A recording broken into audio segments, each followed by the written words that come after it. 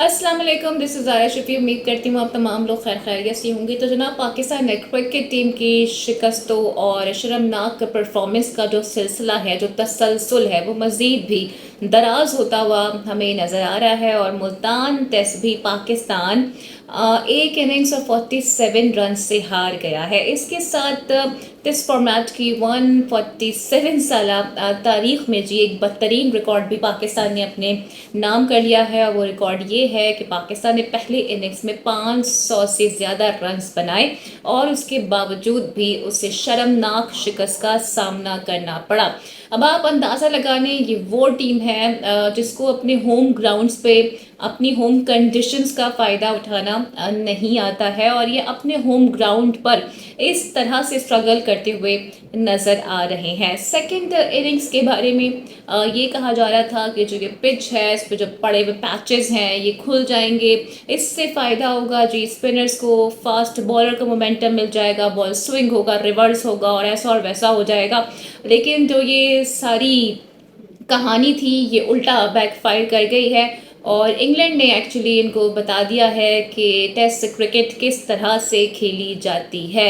Indian cricket team, जिनके बारे में ये मशहूर है कि वो टेस्ट फॉर्मेट भी ऐसे खेलते हैं कि हर ओवर में एटलीस्ट 5 रन वो बनाते हैं। तो मैं तो इस बात पे हैरान हूँ कि ये कौन से थिंक टैंक्स थे जिन्होंने ये मशवरा दिया कि आप इस किस्म की पिच बनाएं, और पिच बनाते हुए आपने ये ख्याल नहीं किया कि इसी पिच पे आपके मायानास बॉलर्स ने भी बॉलिंग करानी है। अच्छा जी, तो हमारे बॉलर्स ने भी कोई कम हमें डिसअपॉइंट नहीं किया है, क्योंकि आप देख लें, 4 हमारे ऐसे बॉलर्स हैं जिन्होंने 100 रन से ज़्यादा रन्स दिए हैं इंग्लैंड के बल्लेबाजों को।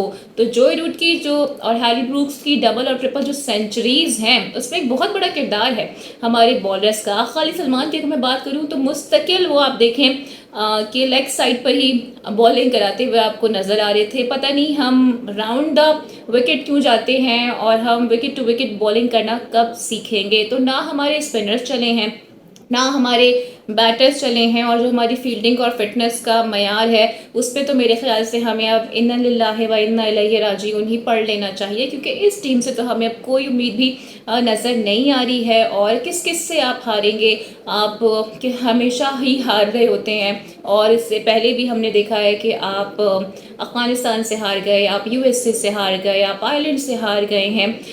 कल को कुछ नहीं पता कि आप युगांडा से भी हार जाएं। हमें तो आपसे अब यही उम्मीद है, और मेरे ख्याल से यही वजह है कि शायकीन क्रिकेट भी अब इतने ज़्यादा मायूस हो गए हैं कि उन्होंने स्टेडियम का रुख करना भी छोड़ दिया है। हमने अक्सर ये देखा है कि होम कंडीशंस पर जो टीमें होती हैं वो शेयर होती हैं। कल को इन्हें ऑस्ट्रेलिया जाना है, इन्हें साउथ अफ्रीका जाना है, इन्हें जिम्बाब्वे जाना है, वहाँ पर ही किया क्या इनका हाल होगा। ना ये अपने होम ग्राउंड्स पे खेल पा रहे हैं, ना ये किसी और मुल्क की कंडीशंस में जाकर खेल पाते हैं। पता नहीं ये कर क्या रहे हैं, और इनका इस टीम में रहने का क्या मकसद है, मजीद कितना तबाह और बर्बाद करना है इन्हें पाकिस्तान क्रिकेट टीम को। तो मसूद की जो कैप्टनसी है, उस पर पहले भी सवालात उठ रहे थे, और शान मसूद जी पाकिस्तान टेस्ट फॉर्मेट के एक ऐसे कैप्टन बन गए हैं जिनकी कैप्टनसी में पाकिस्तान मुसलसल 6 टेस्ट मैच हारता हुआ आ रहा है, और अभी जीत के इम्कानात बहुत ज़्यादा कम नज़र आ रहे हैं। और ट्रस्ट भी मुझे लग रहा है कि एक और 3-0 हमारी तरफ तेज़ी के साथ बढ़ रहा है, क्योंकि मुल्तान में ही सेकंड टेस्ट मैच होना है। अब टीम में जी कुछ 3 से 4 तब्दीलियों का इम्कान है, और आज शान मसूद ने गुफ्तगू भी की है। उनका ये कहना है कि सिर्फ और सिर्फ रन बनाना काफ़ी नहीं होता, बल्कि विकेटें लेना भी काफ़ी होता है। तो ये तो अंडरस्टूड बात थी ना, और जब आप टीम बना रहे थे तो इस बात को आपने उस वक्त मलहूज़ खातिर क्यों नहीं रखा। आप लोग क्या समझ रहे थे अपने आप को कि इंग्लैंड के अगर मेन बैटर्स नहीं है तो क्या आप उन्हें आसानी से हरा देंगे। याद रखिए, ये वही इंग्लैंड के बॉलर हैं जिनको मार पड़ी, लेकिन उन्होंने जिस तरह से कम बैक किया वो एक्सेप्शनल था।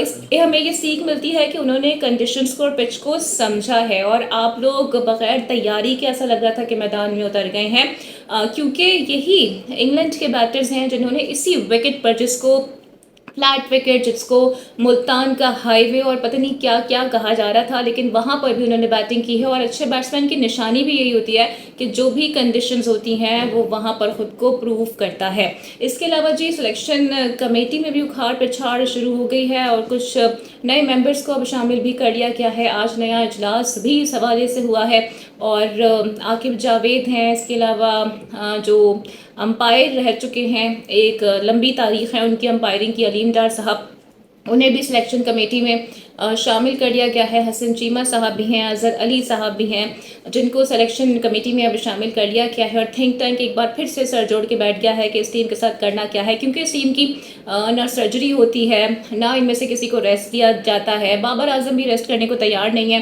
पिछली आप उनकी 24 इनिंग्स देख लें, क्या उनके फिगर्स हैं, 150 भी आपको उसकी नज़र नहीं आएगी, लेकिन उसके बाद भी वो बज़िद हैं कि उन्हें हर मैच खेलना है। वो कोई ओडीआई मिस नहीं करते, वो कोई T20 मिस नहीं करते, वो कोई टेस्ट मैच मिस नहीं करते, लेकिन उनकी परफॉर्मेंस सिफर है।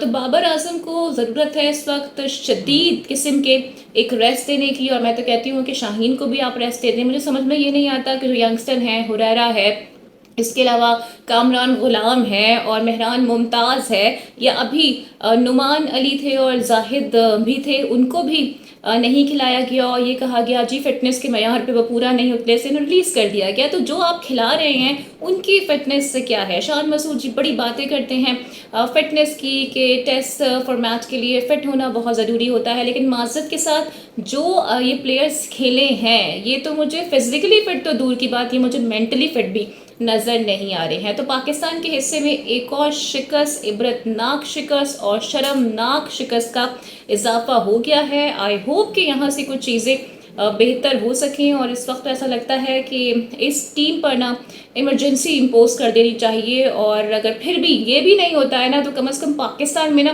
टेस्ट क्रिकेट नहीं होनी चाहिए, क्योंकि वो टेस्ट क्रिकेट नहीं है बल्कि क्रिकेट का डिजास्टर हमें नजर आ रहा है। तो उम्मीद करती हूँ कि आज की वीडियो आपको पसंद आई होगी। Don't forget to like and subscribe my channel.